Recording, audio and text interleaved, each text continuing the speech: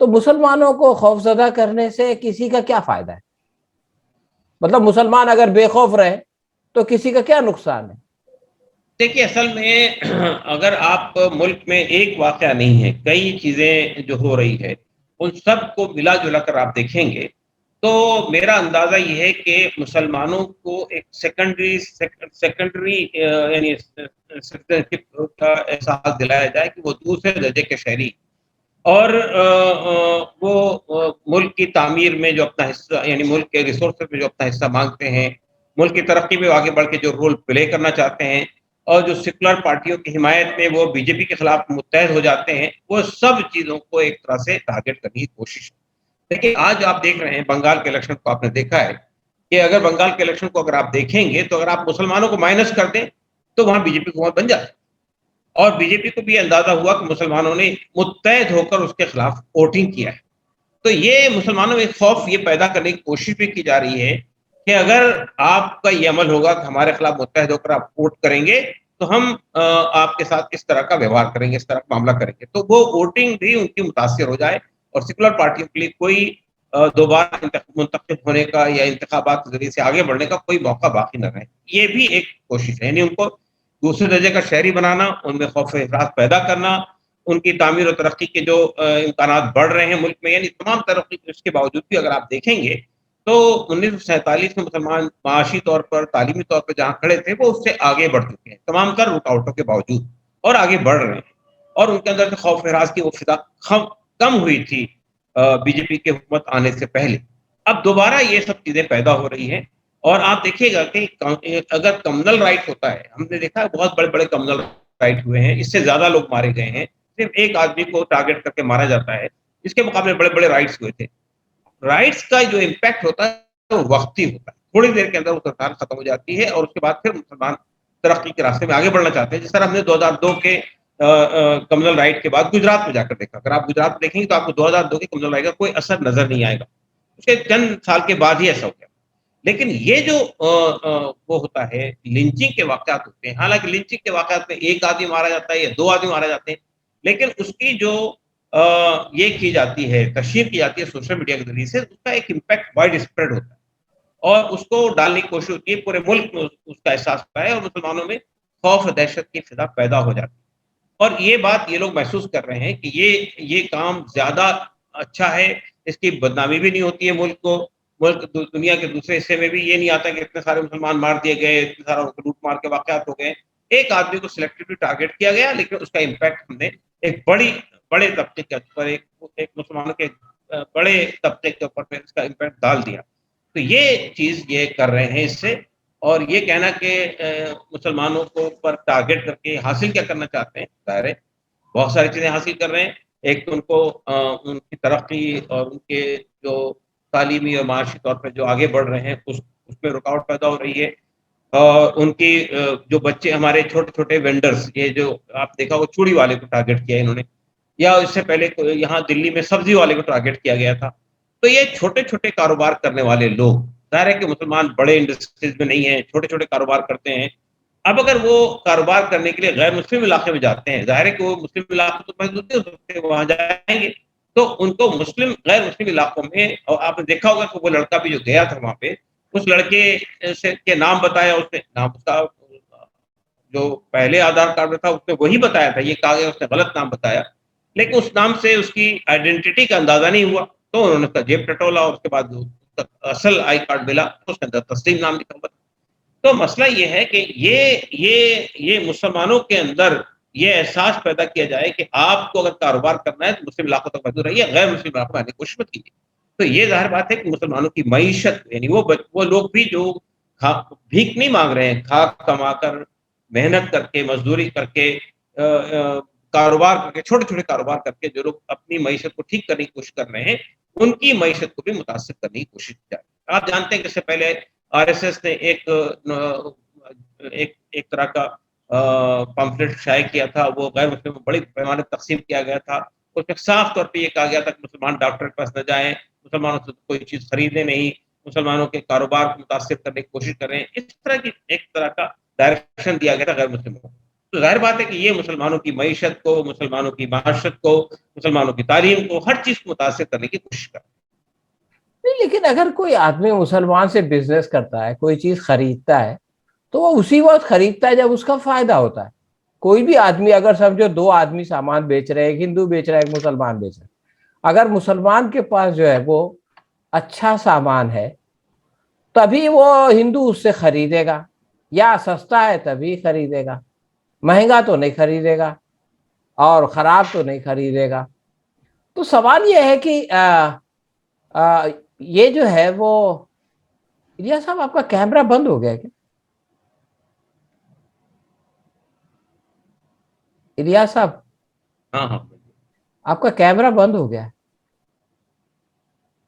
ارے نہیں، کیمرہ ہی بند ہو گیا تھا. کیا ہو رہا ہے؟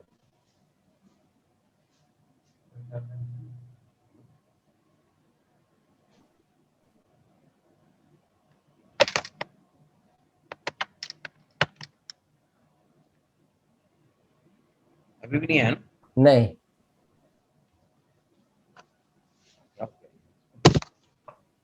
وہ ایک کیمرہ اور ایک مائک کا دو بٹن ہے، تو وہ کیمرے والے بٹن کو آپ ٹچ کریں گے تو کیمرہ چالو ہوگا. آپ اسکرین کو ٹچ کریں گے تو نیچے دو بٹن آئیں گے، ایک کیمرے کا اور ایک مائک. وہ ویڈیو آپ دیکھیے. ہاں ٹھیک ہے.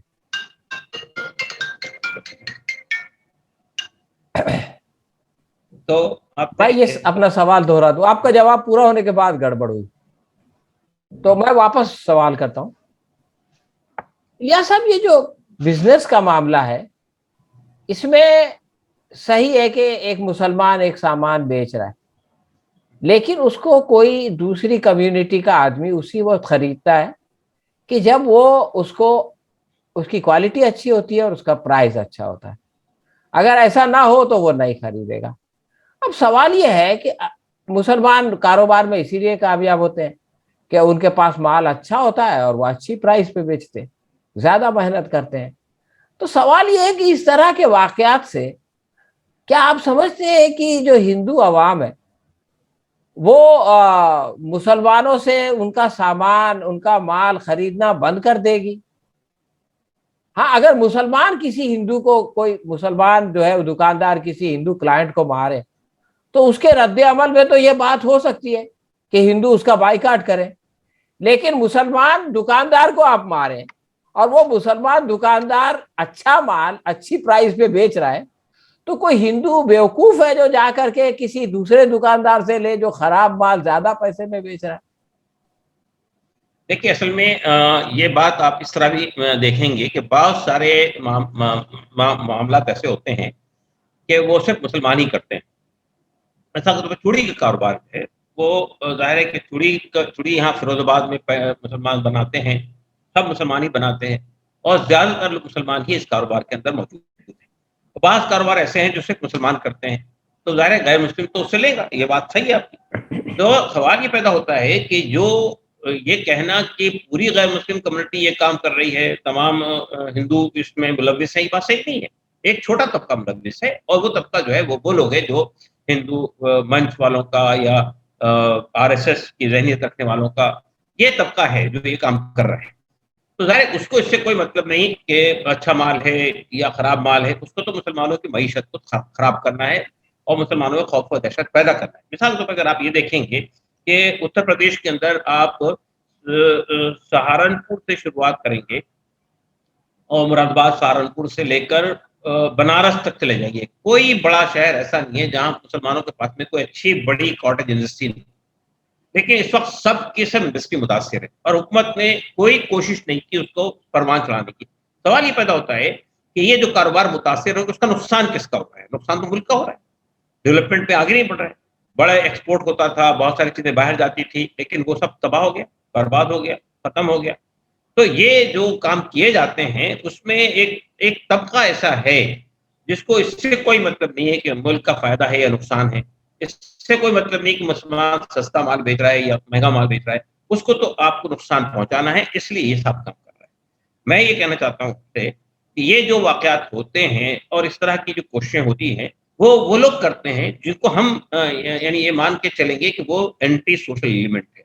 یا ان کو یہ مان کے چلیں گے کہ ان کے سامنے ملک کا مفاد عزیز نہیں ہے، بلکہ ایک پرٹیکولر قوم کا غلبہ وہ چاہتے ہیں، ایک پرٹیکولر فکر کا غلبہ چاہتے ہیں، اس لیے وہ ایسے ملک، مثال کے طور پہ اگر آپ یہ سوال بھی کھڑا کر سکتے ہیں کہ بھئی یہ لنچنگ کے واقعات کیوں ہو رہے ہیں،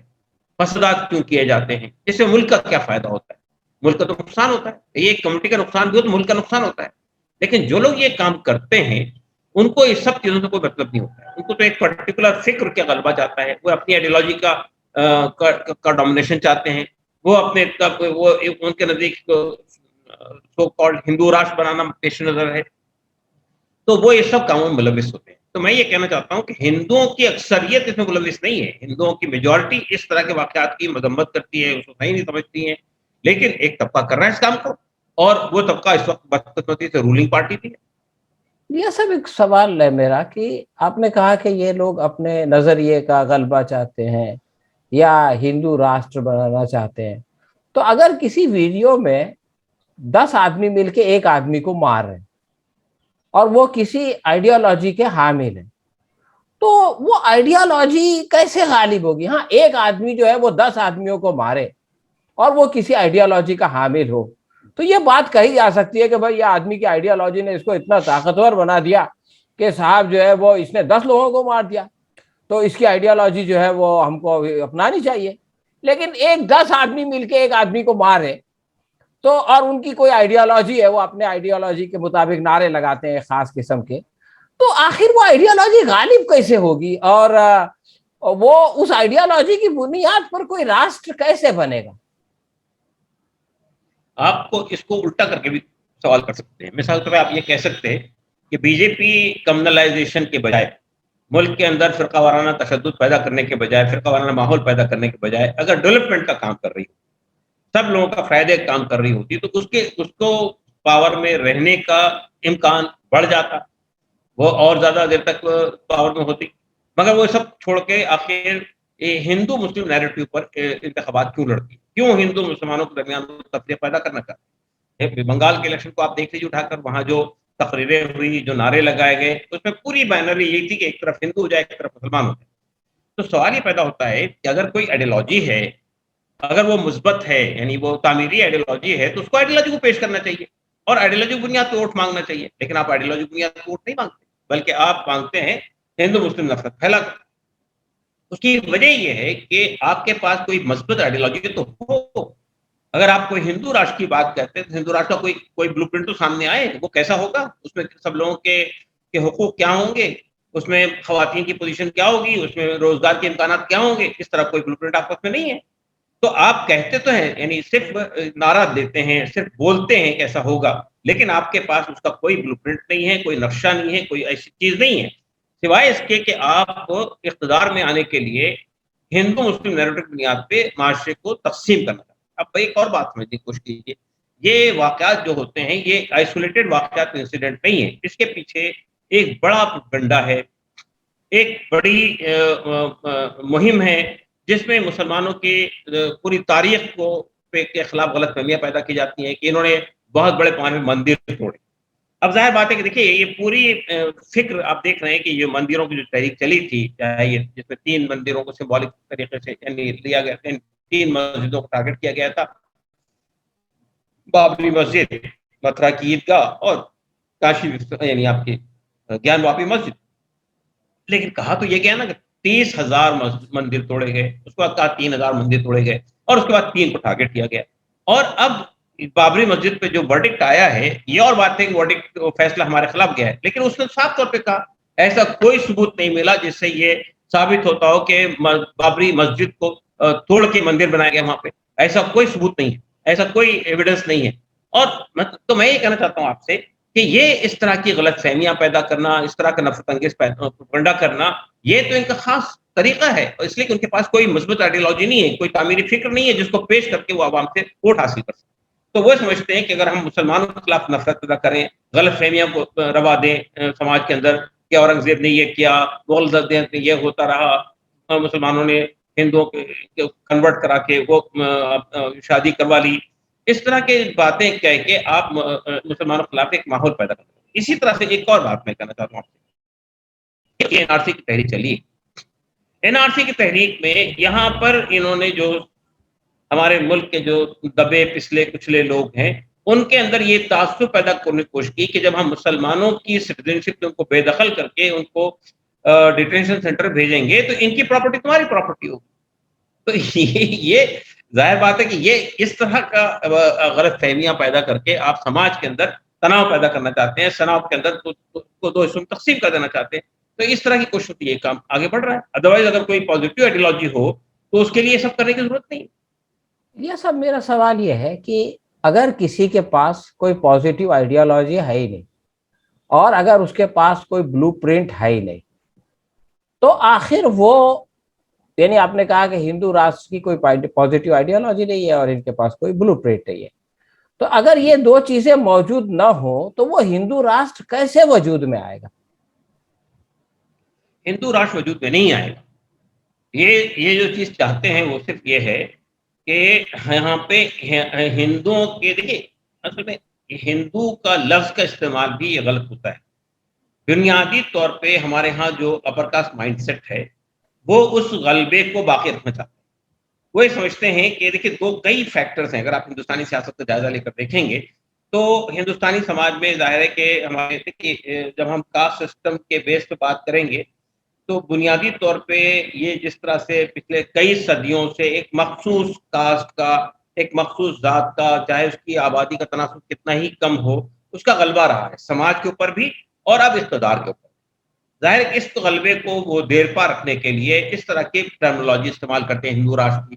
ویسا آپ دیکھیں گے تو اس ملک میں ہندو نام کی کوئی کمیونٹی مسلمانوں کے آنے سے پہلے نہیں تھی. ہندوستان میں جب مسلمان آئے تو انہوں نے یہاں کی تمام مختلف طبقات کو جو وہ تھے ان سب کو ہندو کا، اس سے پہلے کوئی ہندو دھرم یہاں پہ نہیں تھا، کوئی ہندو کمیونٹی نہیں تھی. تو میں یہ کہنا چاہتا ہوں آج بھی جو الگ الگ بٹے ہوئے طبقے ہیں، چاہے وہ دلت ہو، چاہے وہ آدیواسی ہوں، چاہے وہ او بی سی طبقے ہوں، ان سب طبقوں کو پولرائز کر کے اقتدار پہ قبضہ کرنے کا طریقہ یہی ہے کہ آپ کچھ ایسے سمبلز اختیار کریں جس سے ان کو جوڑا جا سکے. ایک سمبل اس میں سے ہندو راشٹر کا ہے، ایک سمبل اس میں سے رام مندر کا ہے، ایک سمبل اس میں سے یہ دکھانے کا ہے کہ بھئی ہمارے ملک کے اوپر میں صدیوں سے ایسے لوگوں نے غلبہ کر رکھا تھا، یا ایسا لوگ حکومت کی، پہلے مسلمانوں کی پھر انگریزوں کی، یہ اب ختم کر کے ہم ہندوؤں کی حکومت قائم کرنا چاہتے ہیں. آپ دیکھیے ہندو راشٹر کے نام پر ہمارے قریب کے ملک میں نیپال کے اندر ہندو اسٹیٹ تھی، لیکن کیا ہوا، وہاں کے لوگوں نے بالآخر وہاں ختم کر دیا. اس لیے کہ دیکھیے کوئی بھی ملک کسی تعمیری آئیڈیالوجی، تعمیری فکر، کوئی مثبت آئیڈیالوجی کی بنیاد پر ہی قائم ہو سکتا ہے. اگر ایسا کوئی چیز نہیں ہو تو وقتی طور پر ایک الیکشن، دو الیکشن، تین الیکشن میں آپ جیت سکتے ہیں، اس کے بعد آپ لوگوں کو مستقل دھوکہ نہیں دے سکتے. یہی وجہ ہے کہ اقتدار میں باقی رہنے کے لیے یہ سب وہ ہتھ کنڈے اختیار کرتے ہیں جو ہتھ کنڈے جائز حدود میں نہیں آتے. مثال کے طور پہ ای وی ایم کو مینپولیٹ کرنا، مثال کے طور پہ پیسے کا بے دریغ استعمال کرنا، مثال کے طور پہ دھونس و دھاندلی کا استعمال کرنا، مثال کے طور پہ جو ہے پوری سوسائٹی کو کمرلائز کر دینا، پرشاسن کو یعنی ایڈمنسٹریشن کو کمرلائز کر دینا، جوڈیشری کو کمرلائز کر دینا، یہ سب کر کے یہ اقتدار کے اندر باقی رکھتا ہے. لیکن بنیادی طور پہ اور دوسری بات یہ کہ ہمارے ملک میں جو یعنی جب لوگ پڑھ رہے ہیں، ایجوکیٹ ہو رہے ہیں، یا حقوق کا ان کو احساس ہو رہا ہے، کانسٹیٹیوشن کو پڑھتے ہیں تو انہیں احساس ہوتا ہے کہ بھئی ہماری آبادی کا تناسب اتنا ہے اور ہم کو وہ ہونا چاہیے. تو آپ دیکھیے او بی سی، ہمارے یہاں ایس سی ایس ٹی کو ریزرویشن دیا گیا، اس کے بعد او بی سی کی تحریک چلی، ان کو ریزرویشن دیا گیا. او بی سی کی طرف سے یہ جو مطالبہ ہو رہا ہے کہ 20 سے ہم کو جو ہے ہماری دوبارہ سینسس ہونا چاہیے، یہ مطالبہ دراصل اپنی آبادی کے ایکزیکٹ تناسب کو جاننے کے لیے اور اس کے بنیاد پر چیزوں کو حاصل کرنے کی ہے. لیکن اب دیکھیے بی جے پی کو جب یہ اندازہ ہو رہا ہے کہ او بی سی طبقہ پولرائز ہو رہا ہے، وہ بڑھ رہا ہے، اس کے اندر پولیٹیکل امپاورمنٹ کا احساس ہوا ہے، پاور شیئر کرنا چاہتا ہے، تو اب انہوں نے جو سوشل انجینئرنگ کی ہے حکومت پر رہنے کے لیے، کیا کیا انہوں نے؟ ابھی آپ دیکھا ہو کہ یہ جو یہاں پر ایکسپینشن ہوا ہے منسٹری میں، یعنی سینٹرل گورنمنٹ نے جو ایکسپینشن کیا منسٹری کے اندر، اس میں یو پی سے جن لوگوں کو لیا گیا 8 9 10 لوگوں کو، ان سب کو کاسٹ کے بنیاد پہ لیا گیا. کون سی بیکورڈ کمیونٹی سے بلانگ کرتا ہے، کہاں سے بلانگ کرتا ہے، اور یہی سوشل انجینئرنگ انہوں نے وہاں کی ہے. کہ اوبیسی طبقے کو بھی الگ سے پولرائز ہونے کا موقع نہ دیا جائے، ان کو بھی اپنے ساتھ لے لیا. تو میں یہ کہہ رہا ہوں کہ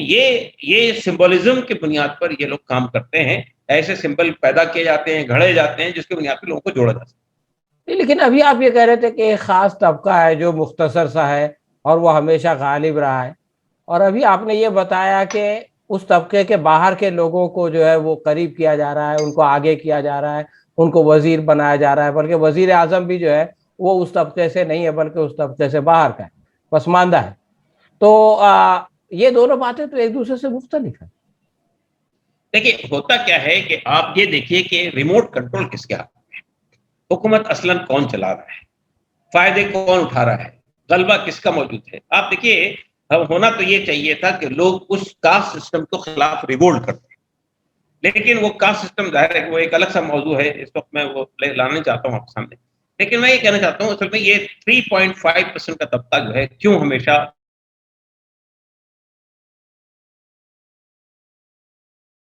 چالیں چلنا اور مختلف ہتھ کنڈوں کا استعمال کرنا، یہ سب چیزیں ہی کے ذریعے سے وہ اقتدار میں بنا رہتا ہے. تو یہ میں کہنا چاہتا ہوں آپ سے کہ یہ صورتحال یہ ہے کہ اگر یہ اقتدار میں بنا ہے تو اسی وجہ سے بنا ہوا ہے. اتنے حالات میں بھی جب کہ لوگ پڑھ لکھ گئے ہیں، ابھی ہم آج سے 100 سال پہلے کے ماحول میں نہیں ہیں، آپ بہت یہاں کا ہندوستان میں اچھے خاصی اویئرنیس پیدا ہوگی، لیکن اس اویئرنیس کے اندر یہ باقی رہنے کے لیے یہی سب ہتھ کنڈوں کا استعمال وہ کر رہے ہیں جو ہتھ کنڈے آج ہمارے سامنے آ رہے ہیں. میں یہ کہنا چاہتا ہوں کہ اس سے بھی کوئی اقدار کوئی پائیدار نہیں رہ سکتا. تو اب یہ ظاہر بات ہے کہ یہ وہ طریقے اختیار کر رہے ہیں جو طریقے یعنی ہمارے نزدیک ناجائز طریقے ہیں، یعنی یہ کہ ای وی ایم کے اندر مینپولیشن کرنا،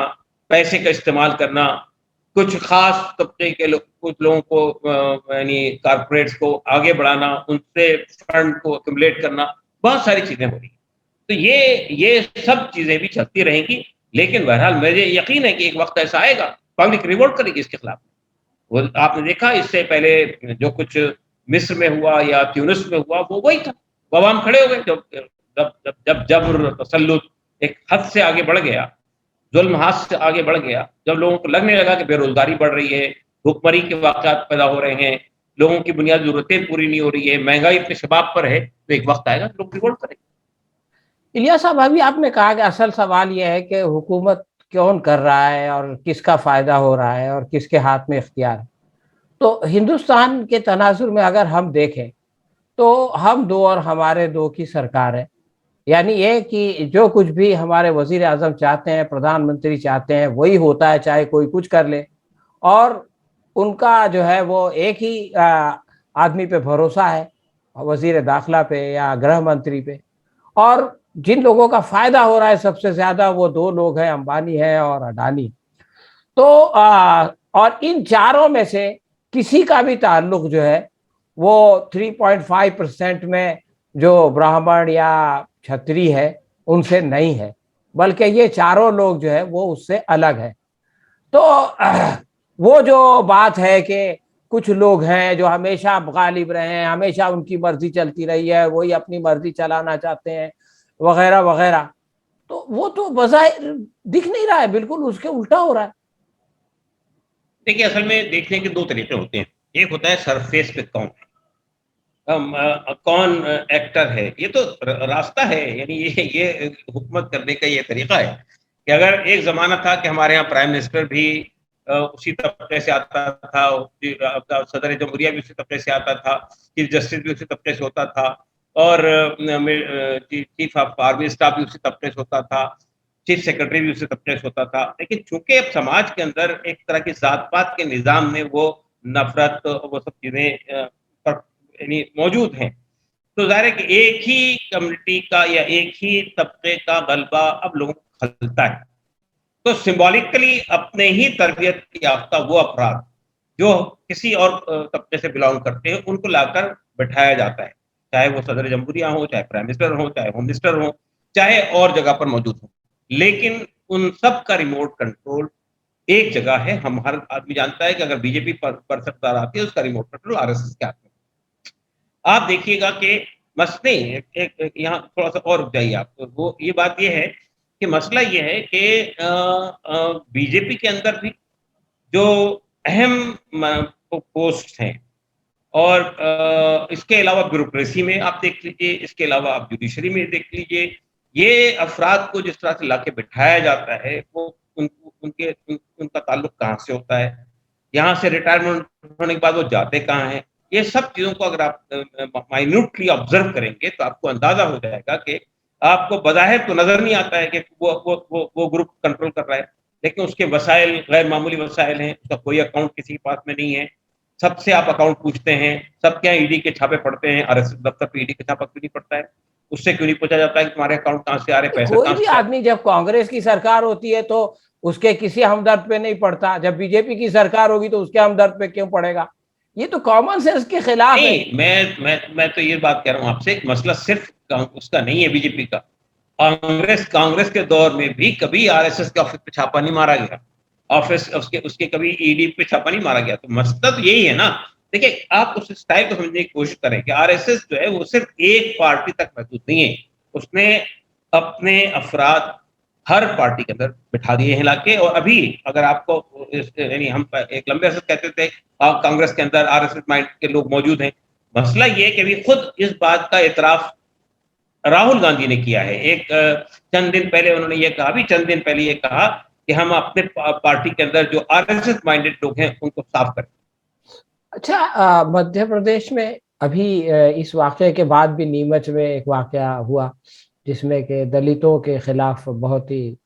صفاقی اور کرورتا کا مظاہرہ کیا گیا، وہ اس کو وہ گاڑی سے پکڑے کھینچا گیا، اور اس سے پہلے بھی اس طرح کے واقعات وہاں پر ہوتے رہے ہیں، اور جبکہ ہمارے یہاں وہ S C S T act ہے اور اس کے تحت بہت سارا پروٹیکشن بھی دیا گیا ہے، تو سوال یہ ہے کہ اس ایکٹ کے باوجود اور دلتوں کے خلاف آر ایس ایس نہیں ہے، ان کا نظریہ نہیں ہے، وہ تو ان کو ساتھ میں لینا چاہتے ہیں مسلمانوں کے خلاف، اور بہت کچھ باتیں کہی جاتی ہیں، تو اس کے باوجود یہ سب اس طرح کے واقعات تواتر کے ساتھ کیوں سامنے آ رہے ہیں؟ دیکھیے، اصل مسئلہ یہ ہے کہ کوئی ایکٹ بن جانا یا کوئی قانون بن جانا مسئلے کا ایک حل ہے ایک حد تک، لیکن جو لوگ اس کو امپلیمنٹ کر رہے ہیں اگر ان کی نیت نہیں ہے امپلیمنٹ کرنے کی، تو یہ ایسے قانون بنتے رہتے ہیں، سخت سے سخت قانون بنتے ہیں، لیکن ان کا امپلیمنٹیشن نہیں ہوتا۔ مثال طور پہ نربھیا کے واقعے کے بعد خواتین کی عصمت دری کے تعلق سے انتہائی سخت قانون بنایا گیا، لیکن کیا ہوا؟ ہاتھرس کا واقعہ ہو گیا۔ ابھی دلی میں ابھی چند دن پہلے، ابھی 2-3 دن پہلے ہی ایک مسلم بچی کے ساتھ میں جو پولیس میں تھی، کس طرح دردناک واقعہ ہوا ہے، اس کو نہ صرف اس کا ریپ ہوا بلکہ اس کو بری طرح اس کے اعضاء کاٹے گئے جسم سے، اور خاص طور سے مخصوص اعضاء کو بھی ڈیمیج کیا گیا، اور اس کے بعد اس کو لاش کو پھینک دیا گیا۔ تو یہ واقعہ ہوا، اور بھی کئی واقعات ہوئے۔ تو یہ قانون کا بن جانا اس بات کی علامت نہیں ہے کہ ہم اس طرح کے واقعات کو اس قانون کے ذریعے روکنے میں کامیاب ہوں گے۔ اصل میں قانون کو امپلیمنٹ کرنے والی جو مشنری ہے، اگر وہ مشنری کی نیت نہیں ہے کسی چیز کو پروٹیکٹ کرنے کی، تو پھر وہ مینوپولیٹ کرتی ہے چیزوں کو، وہ قانون دھرا کا دھرا رہ جاتا ہے، اور الزام بھی انہی پر آ جاتا ہے جن کے پروٹیکشن کے قانون پر۔ جہاں تک ہاتھرس کے واقعے کو آپ دیکھ لیجیے، ہاتھرس میں ایک دلت لڑکی کے ساتھ جو کچھ ہوا، اس کے بعد کیا ہوا، اور اس کے بعد اس بچی کو رات میں ہی کریا کرم کر ڈالا گیا، اور کس نے کیا؟ پرشاسن نے کیا۔ تو سوال ہی پیدا ہوتا ہے کہ آپ ثبوت تک بٹھا دیتے ہیں نا، اور اس کے بعد آپ کیا کر لیں گے؟ دلی کے اندر ایک ابھی تھوڑے دن پہلے 9 سال کی بچی کے ساتھ ریپ ہوا اور اس کو مار ڈالا گیا، اور وہ بھی ایسی غریب خاندان کی اور دلت سماج کی لڑکی تھی، اس کو بھی کوئی پروٹیکشن نہیں مل سکا، اور آج تک اس کے لیے کوئی پروٹیکشن دینے کی بات نہیں ہوئی۔ اور ابھی یہ تیسری واقعہ ہو گیا دلی کے اندر۔ تو میں یہ کہنا چاہتا ہوں کہ قانون کا بن جانا اس بات کی دلیل نہیں ہے کہ اس سے پروٹیکشن مل جائے گا، جب تک کہ پروٹیکشن دینے والی یا قانون کو امپلیمنٹ کرنے والی اتھارٹیز نہ ہو، جب تک کہ وہ اتھارٹی، جب تک کہ اس کی نیت نہ ہو، تب تک کہ وہ مسئلہ حل نہیں ہو سکتا ہے، اور جب تک کہ لیگل سسٹم اس سچ آپ کو چوبس نہ ہو کہ وہ اس اتھارٹیز کو کٹہرے میں کھڑا کرے کہ بھئی آپ نے اس واقعے کے سلسلے میں کیا کیا۔ سوال ہی پیدا ہوتا ہے کہ جب تک کہ ہمارے ہاں جو دوسرے جمہوری ادارے ہیں، مثال طور پہ پرشاسن ہے یا اس کے علاوہ آپ کی جوڈیشری ہے، یہ سب چیزیں جب تک چاق و چوبند نہیں ہوں گی، اس وقت تک کہ آپ اس طرح کے واقعات کو روک نہیں سکتے۔ اچھا، آخری سوال یہ ہے کہ فرض کیجئے کہ کسی علاقے میں موب لنچنگ ہو گئی، کچھ لوگوں نے مل کے کسی آدمی کو مارا پیٹا اور اس کی ویڈیو بنائی، اور وہ ویڈیو انہوں نے سوشل میڈیا میں ڈال دی، وہ آدمی زخمی ہو گیا، وہ اسپتال میں ہے۔ اب وہاں کے جو مقامی لوگ ہیں ان کو کیا کرنا چاہیے؟ مختصر۔ دیکھیے پہلی بات تو یہ کہ مقامی لوگوں کو جو فیملی متاثر ہوئی ہے ان کے ساتھ ہمدردی کا اظہار کرنا چاہیے، ان کے مسائل کو حل کرنے کی کوشش کرنی چاہیے، اس لیے کہ بہت زیادہ جگہ پر ایسا ہوا ہے کہ وہ جو آدمی متاثر ہوا وہ سول ارننگ ممبر ہے، اس کے علاوہ کوئی تھا نہیں کرتا، اور اس کے علاوہ قانونی چارہ جوئی کرنی چاہیے، اور قانونی چارہ جوئی کرنا چاہیے، اور سیاسی طور پہ بھی حکومت پر یا جو بھی پارٹی اس میں ہے اس کے اوپر یعنی دباؤ بنانے کی کوشش کرنی چاہیے، لیکن دباؤ بنانے کی کوشش جو ہے وہ صرف یعنی ایک کمیٹی کے ذریعے سے نہیں ہونی چاہیے، بلکہ آپ کی کوشش ہونی چاہیے کہ سماج کے اور طبقات کو بھی ہم ساتھ لے کر کام کریں۔ اس طرح کے سچویشن موجود ہے، مختلف مقامات پر لوگوں نے کیا ہے کہ اگر راجستھان میں کوئی واقعہ ہوتا ہے تو وہاں پر ایک ایسی کمیٹی بنی ہوئی جس میں ہندو مسلم سب موجود ہیں، وہ آگے بڑھ کے آ جاتے ہیں۔ تو ہمارے جو ہم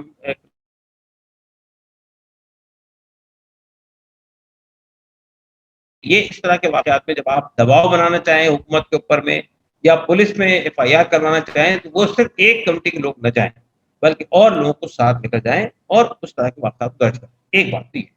دوسری بات مجھے یہ کہنا ہے کہ صرف یہ بات مسلمانوں کی حد تک نہیں ہونی چاہیے۔ اگر ہم صرف مسلمانوں کے ساتھ ظلم ہوتا ہے تب آواز اٹھاتے ہیں، مسلمانوں کے ساتھ زیادتی ہوتی ہے تب آپ میدان میں آتے ہیں، یہ تعصب مت پیدا کیجیے کہ ہم سب خود غرض لوگ ہیں، اپنی کمیونٹی سے مطلب دلتوں کے ساتھ ہو، آدیواسیوں کے ساتھ ہو، خواتین کے ساتھ ہو، ہم کو میدان میں آنا چاہیے، اور میدان میں آ کر ہمیں اس کے سلسلے میں سہانوبوتی کرنی چاہیے، اور جو کچھ بھی ہم کر سکتے ہیں کرنا چاہیے۔ مثال کے طور پر دیکھیے دلی کا ایک واقعہ ہوا، وہ جو 9 سال کی بچی کے ساتھ ظلم ہوا جاتا ہے، ہم تو گئے وہاں پہ، لیکن کوئی مسلمانوں کا گروپ نہیں گئے، کوئی مسلمانوں کی تنظیم نہیں گئی، جماعت اسلامی کے لوگ گئے بعد میں لیکن باقی لوگ نہیں گئے۔ تو سوال یہ پیدا ہوتا ہے، یا نربھیا کا واقعہ ہوا تھا، اتنا بڑا یہاں پہ پروٹیسٹ ہوا، اتنا ایجوٹیشن ہوا، لیکن اس میں ہماری شرکت نہیں ہے مسلمانوں کی، آپ دیکھیے۔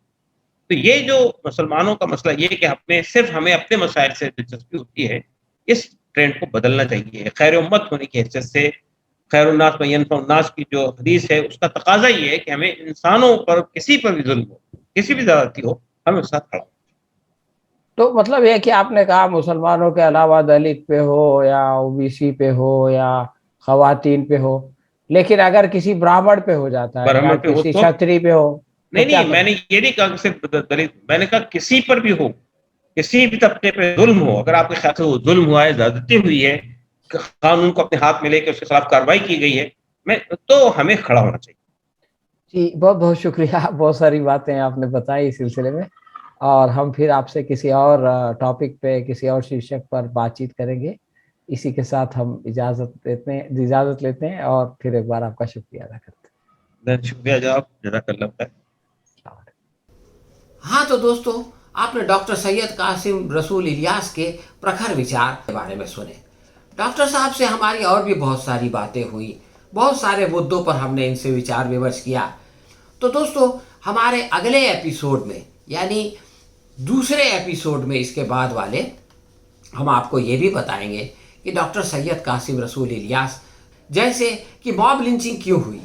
ان سے اس مدعے پر اس لیے بھی وچار ومرش کیا گیا کیونکہ ابھی مدھیہ پردیش میں جو ایک کے بعد ایک گھٹنائیں ہو رہی ہیں، اس کے بعد ڈاکٹر قاسم رسول الیاس نے مدھیہ پردیش کا دورہ کیا تھا، وہاں کی زمینی حقیقت کو جانا تھا۔ تو ہم اپنے اگلے ایپیسوڈ میں یعنی سوال ہمارے اور جواب ان کے میں آپ کو ڈاکٹر قاسم رسول الیاس سے پھر ملائیں گے اور ان سے پوچھیں گے کہ دلی کے موب لنچنگ کے بارے میں مدھیہ پردیش میں انہوں نے کیا دیکھا اور اس کے کارن کیا تھے اور اس کا نوارن کیسے ہو سکتا ہے۔ اسی کے ساتھ ہم کو اجازت دیں، یہ ویڈیو اگر آپ کو پسند آئی ہو تو اپنے دوستوں کو بتائیں، اور آگے والی ویڈیو بھی آپ اپنے دوستوں کے ساتھ شیئر کریں تاکہ موب لنچنگ کی حقیقت اور سنگھ پریوار کی سچائی آپ کے اور تمام لوگوں کے سامنے آ سکے۔ اور اب اجازت دیجیے، پھر ہم اگلے پروگرام میں ملیں گے۔ دھنیہ واد۔